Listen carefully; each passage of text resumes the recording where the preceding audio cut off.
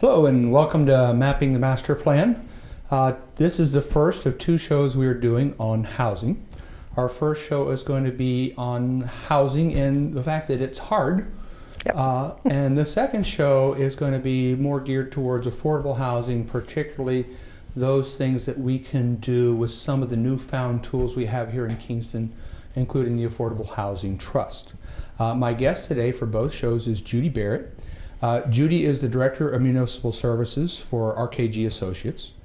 Prior to that, she was the Director of Planning for a Community Opportunity Group, who wrote the town's affordable housing plan, Good Neighbors, pardon the posting notes. She also did the fiscal analysis for our 40R That's right. study. Prior to RKG and Community Opportunity Group, she was a program manager for DHC, which is the Department of Housing and Community Development.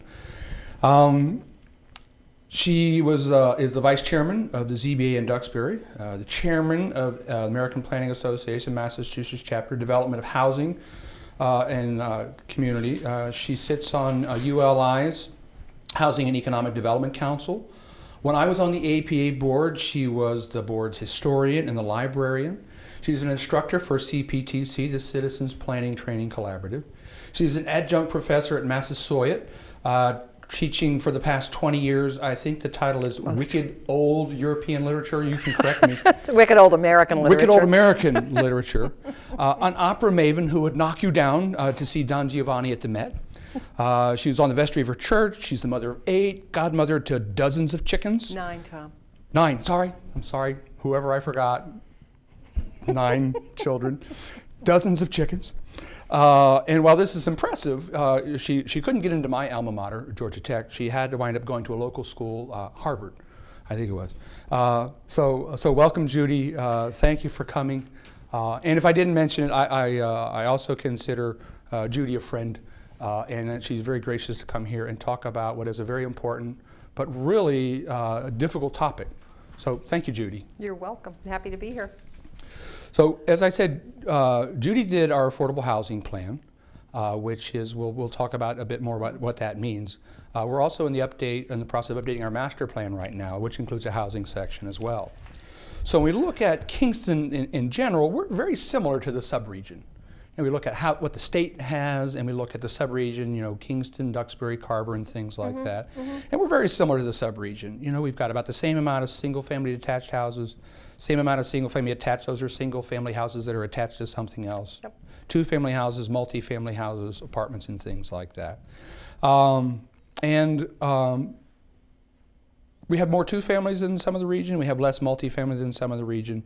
And our affordable rate... But also more multifamily than some of the region. And more multifamily than some of the region. Yeah. And our affordable percentage right now is 3.6% of what the state requires recommends is 10% under the subsidized housing inventory. Now, one of the things I should point out is that we're both planners, and we get a little wonky, and we get into jargon and things like that. So I try to explain things as I go along. And if we get too far off the beaten path, I have the jargon bell here. So if either you or I get into the jargon too much, just pick up the bell and ring it and help me explain what that term is. So I'll leave that right there. So that's a good idea. So you can get to that. So and in Kingston, our 2-families make up a fair amount of our rental housing, and single families are a large percentage of that as well because of the sort of the lack of multifamily housing, which is apartments. We have a high ownership rate, but less than the subregion. We're at about 82%. The subregion is about 85%. And we talk about in our affordable housing plan, as well as in the master plan, some of those unmet needs in housing. The marketplace provides housing for, for 3-bedroom garage, but that's not always the need. Right. As we've seen. That's what demand is. That's what the market demand is. So with that, I just kind of want to hear from you about the overall sort of state of housing in the region, and because Kingston really reflects the region, I think. Although we have some opportunities, I think some other towns don't necessarily have. So with that, can you kind of just give us the lowdown on housing and trying to create housing and trying to get that to meet try to find some connection point between what the market is driving and what the local needs are. Yeah, sure. No, that's fine. I think housing is the most difficult element of a master plan, so if you're struggling with that a bit, I wouldn't be surprised. I think everyone does. And it isn't necessarily just affordable housing that sets people off. I think a lot of it is difference. That comment you made about being predominantly single family or perhaps two family dwellings and a fairly high home ownership rate is not uncommon. It is what suburban communities kind of envision themselves to be. So, and it works fine until you have people who can't afford to stay in the community, even if they've been there lifelong residents, because there are no opportunities to downsize, setting aside affordability, just choices within the market. And that gets even more complicated if there are no choices that are sort of in an affordable range for people as they age. We're losing young people. Thank God Massachusetts is attractive to immigrants, because we would not have the workforce that we have today, since we're losing our young people to other parts of the country. So I always tell the communities I work with on master plans that housing and economic development in a way are sisters, and you need to think of them together. It's really impossible, I think, to launch an economic development strategy without thinking about housing. And yet what makes it difficult is this I think, fear of the unknown. It's like, well, once we start building something we don't really have, who's going to live there? I usually tell the towns I work with, well, they'll be your neighbors. And also there's a concern about fiscal impact. You know, if we start building more housing that's conducive to families, what is that going to cost our taxpayers in terms of mainly school costs? So those are the issues that tend to become impediments. It's, I think, fear of difference, fear of change, loss of open space, the perception that traffic is already out of control and you build more housing and you get more traffic, and then the fiscal impact on the town. So those are issues that have to be dealt with, I think, everywhere. And the fiscal impact is a huge concern, yeah. Particularly folks like our finance committee, yep. And schools, and what are we going to do, the cost of educating children. And you know, it's interesting when I got to Massachusetts, and a lot of states have this issue mm-hmm. as well, based on the funding, that the children are sort of looked at as a hazard. Yeah. And I had 2 hazards and put them in public schools. Of course, you had more than 2. I had 9 hazards. God bless you. Yeah. So there is that fiscal impact. Mm-hmm. And particularly when we look at in the affordable housing plan, as well as in the master plan, those areas that are unmet. Mm-hmm. Single rentals for singles, subsidized rentals for elderly, low income, which is different from affordable. An affordable unit is about $212,000 for a single family house for a family of 4. In that range. Mm-hmm. Low-income people can't afford something like this. So there's a difference between what an affordable unit is and what a low-income unit is. So low-income is identified as one of those needs, as well as acquisition. As moderate income, As well as acquisition and rehabilitation for creating subsidized, for creating more affordable housing. Mm-hmm. And housing rehab, as you talked about in the plan, which doesn't provide any benefit of affordable, but it makes that unit more affordable for the people who live are there in the house. Mm-hmm. In the master plan, it talks about additional needs such as veterans, low-income folks, folks with special needs. Yep. It also talks about some very unpopular housing needs that are unmet, such as people re-entering society from incarceration or from drug rehab and things like that. So there's a lot. It's hard. Yeah. Disability housing generally is one of the hardest needs to meet. I mean, dealing with low-income housing is difficult enough. Dealing with disability housing, which includes adults who need group home type facilities, people who are in recovery from alcohol or drug addiction. I mean, these are real needs that exist in every community, and communities that think they're somehow immune are probably in denial. And it gets back to that tension that there's a need for housing. There are people who believe that communities should be providing and meeting that need, or at least their percentage of it. But then there's the impact of what is that going to do to our schools? Is it going to create more police calls? Is it going to create more kids in school? And so we have that continual tension of meeting the demands that are identified in studies like yours and in the master plan. And how do we make those happen in the town without? Well, one of the things I've found in this field over the long time I've been in it is that I think communities don't really know what an adverse fiscal impact is until they're a town that families don't want to live in. when you're a town where families want to live, you have a community that has amenities, you have good services, you have good schools, you have tax-based growth. You're a place that is attractive to perhaps lots of different kind of people, but especially families. The towns that are really struggling, where no amount of state aid is really going to make the difference because their market is so weak, are the towns that families don't want to live in. And we have towns like that in Massachusetts, and they are really struggling. So I have a lot of sympathy for towns like ours in this southern part of the South Shore, because when there's growth happening, there is tension around taxes. But people can become kind of myopic and sort of focused on what's happening in their own community and not realize just how difficult it is, perhaps only 4 or 5 towns away. It's a different world. And we talked about housing and economic development together, because there typically, as we look at, there's this mismatch between where you work and where you live at, and the transportation that goes into that. A lot of people have to drive till they qualify, and so you'll get further and further out. West. Yes. South is pretty much, we're tapped out.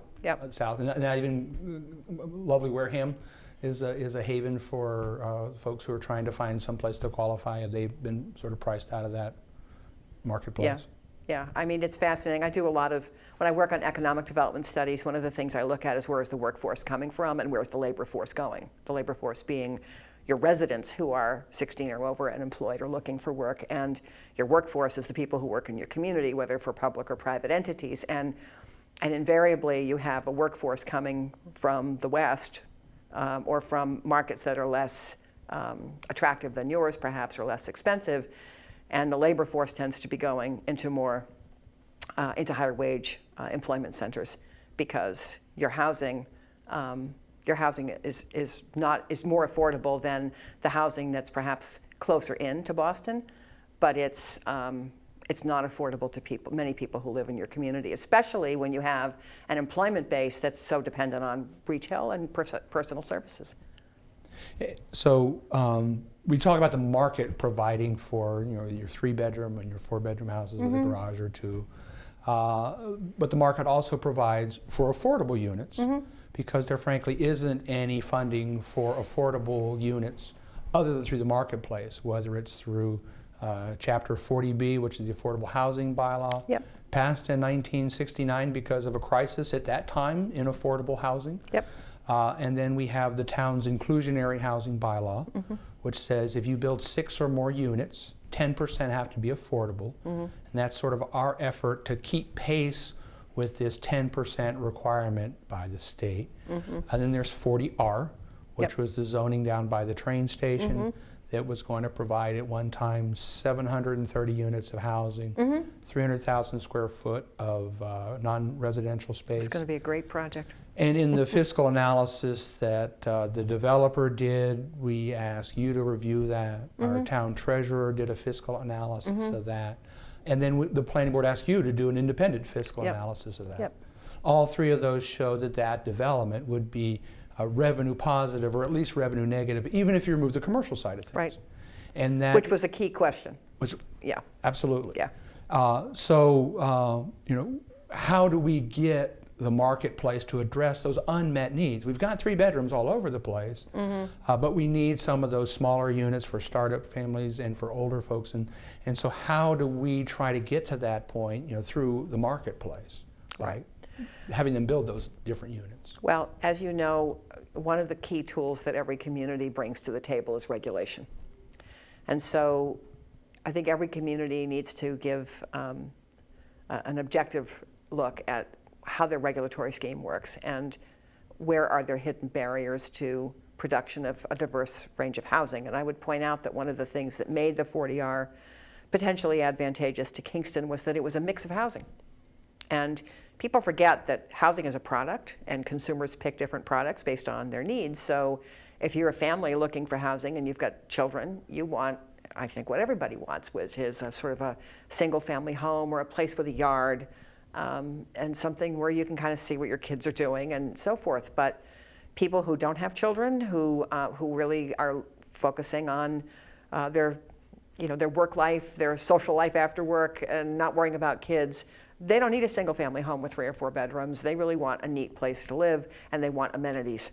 And I think one of the things that towns need to look at is not only how do you get a mix of housing, but you need to deal with the reality that to get different markets of people attracted to your community, including those who are childless, you need to think about what amenities people are looking for when they're choosing housing. I hear this all the time in communities I work in. Everybody, the new term in vogue is everybody wants the millennials, which I think is an outrageous term, but it's this picture of the 20 and early 30-something with an iPad and an iPhone and a master's degree and a great job. And that's not what everybody in that age group is dealing with. But nonetheless, that's the mythology out there. Everybody wants the millennials because they're code for childless. And if you want to compete for those households, you need to be thinking about what attracts them to housing. And it's not just a 1-bedroom unit near a train station. It's about amenities as well. So you really have to look at the whole structure of your economy and what you offer to people. And if what you're offering is great open space, beaches, playgrounds, and great schools, guess who's going to come to your community? If you're offering kind of a more diverse range of opportunities to kind of live, work, and play, another phrase I'm tired of hearing, but we all use it, then you need to think about where do people play. And thank you for describing millennials, because I thought I might have to use the jargon bell on what a millennial was. Yeah, it's all right. I'm used to it. Well, and we in your affordable housing report, that's our affordable housing report that you prepared with the committee. It talks about some of those barriers within our zoning to housing, and one of the products we're anticipating coming out of the master plan is a rewrite of our zoning, or at least a look at our regulatory scheme. Hallelujah. Well, our zoning was created in 1992, Yep. which means it's 80s zoning. Yep. We have a lot of new things Could coming be on. 70s. I think we're Depends 80s. on how old the person No, was who wrote it. So we're looking at our regulatory agreements. In fact, I've got a warrant article that I'm going to be submitting for $90,000 ish to look at rewriting our zoning bylaw. Yep. To sort of reflect the things that we're finding out in looking at our master plan. Yep. So we are looking at some of those barriers, and one of the things you pointed out is while our residential development encouraging open space, rodeos, is basically instead of building a house on every acre of a 50-acre parcel, you put 50 houses on 20 acres and save the rest as open space. Right. So that needs some work. A lot of things need some work. We're actually tweaking our inclusionary housing bylaw, the thing that has that 10%. How many units has that inclusionary bylaw created? Presently created and sold about 10. We created the bylaw, I think, in 2004. As you know, the market took a bit of a dip. And It tanked. And as you know, whether it's 40B or 40R, those things heat up when the market heats up. Yep. Because the market rate units, the ones that don't have any restrictions on them, they have to subsidize the cost of the affordables. That's right. So unless you can get the price you're looking at the high end of the market, you don't have those funds to fund those inclusionary units. That's correct. Whether it's through 40B or through our inclusionary bylaw. Yep. So we are looking at our zoning and rewriting our zoning for those specific issues, ones that you've identified and ones that folks have identified on the commercial side of things as well. So the marketplace is providing for the affordable through these various mechanisms, and most of them under 40B. Now, what 40B says is if your town doesn't have 10% of affordable, then you're subject to having a 40B forced upon you. You have no choice. You have to accept. You have to deal with it. We're at 3.67%, and we may get to 10% one of these days. But when we get to 10%, there's a new census, and the goal moves because you now they calculate 10% of the housing that comes from the census. Right. So while there's a goal to get to 10%, that goal moves every 10 years. It does. So I've always maintained that our goal for affordable housing shouldn't be to game 40B, but it should be to create affordable units because those are needed. Right. And if we get there, great, we'll have a party, but there's a need for affordable units and a mix of affordable units. And that's the toughest thing to deal with. Yeah. Is getting that mix. In the most recent 40B that we see on the horizon, it's once again those 3-bedroom houses. And so we're going to get more affordable units, but they don't necessarily match the need.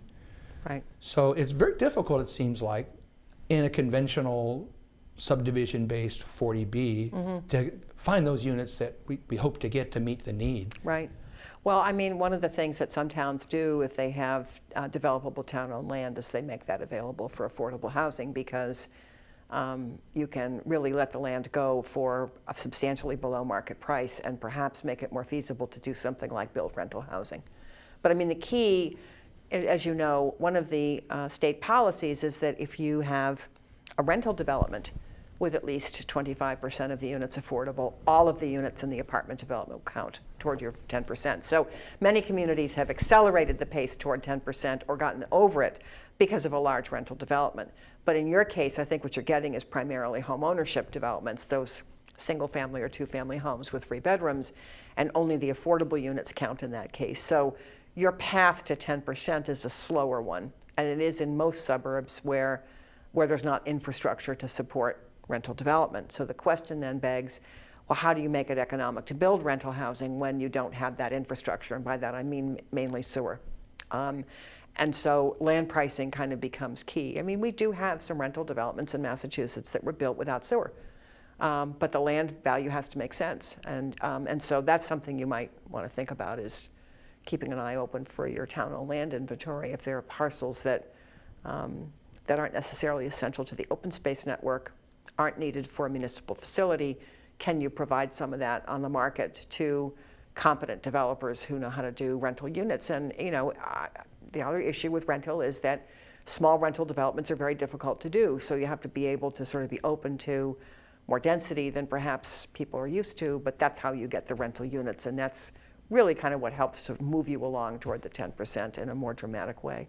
And so to recap, if you have a 100-unit development under 40B, 25% of the units are affordable. Right. You get those 25% that are affordable towards your subsidized housing inventory. This is a list that the state maintains. If it's a home ownership development, you get 25 If it's rental, you get all 100. there are 25 affordable units created, but you get credit for all 100. That's correct. It's sort of a carrot that the state has, I think, to encourage towns to look at more rental Right, development. because that's where the critical need is.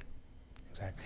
So I lost my train of thought about our It's okay, age does it to us, Tom. It does, that in a tad of sleep deprivation. So our master plan, as we said, are moving forward and looking at those opportunities.